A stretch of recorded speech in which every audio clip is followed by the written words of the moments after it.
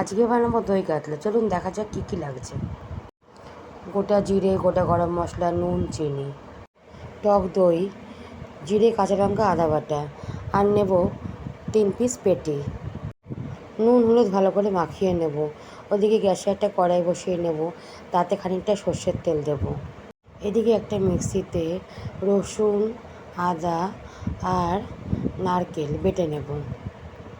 বন্ধুরা, তেলটা গরম হয়ে গেছে, এদিকে মাছগুলো কড়া করে ভেজে নেব। দেখুন আমার মাছগুলো ভাজা হয়ে গেছে, এবার তুলে নেব। এই তেলেই আমি গোটা গরম মশলা আর জিরে ফোড়ন দেব।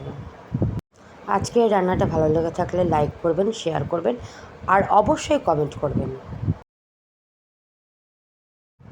ফোড়নটা হালকা ভেজে আমি পেঁয়াজগুলো ছেড়ে দেব। পেঁয়াজটাও হালকা ভাজা হয়ে গেছে, এবার দেব লঙ্কা, জিরে, টমেটো বাটা দিয়েও খানিকক্ষণ নাড়াচাড়া করে নেব। এবার একটু জল দিয়ে নাড়াচাড়া করে নেব।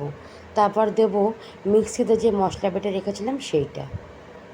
এবার দেবো ভাই বোন নুন, চিনি। বন্ধুরা, এই রান্নায় কিন্তু একদম হলুদ ব্যবহার করবেন না। মশলাটা কষতে কষতে এদিকে আমি টক দইয়ের মধ্যে একটুখানি কর্নফ্লাওয়ার দিয়ে ভালো করে ফেটিয়ে নেব। তাতে কী হবে, দইটা যখন আমি কড়াইতে ছাড়বো তখন ছানা কেটে যাবে না। রান্নাটা ভালো লাগলে বন্ধুরা একবার অবশ্যই ট্রাই করবেন আর আমাকে কমেন্ট করে জানাতে ভুলবেন না। এবার দেব দইয়ের বাটি ধোয়া জলটা।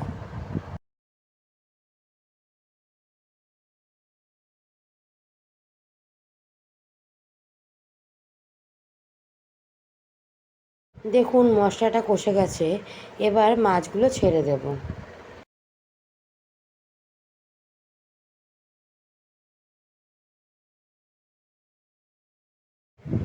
একটু নাড়াচাড়া করে ঢাকা দিয়ে দেব।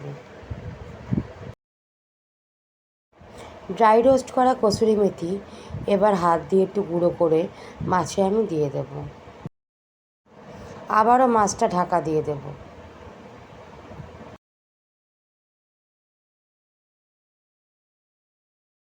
দেখুন বন্ধুরা, দই কাতলা রেডি।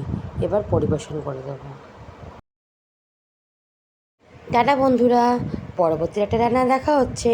আপনারা সুস্থ থাকবেন আর ভালো থাকবেন।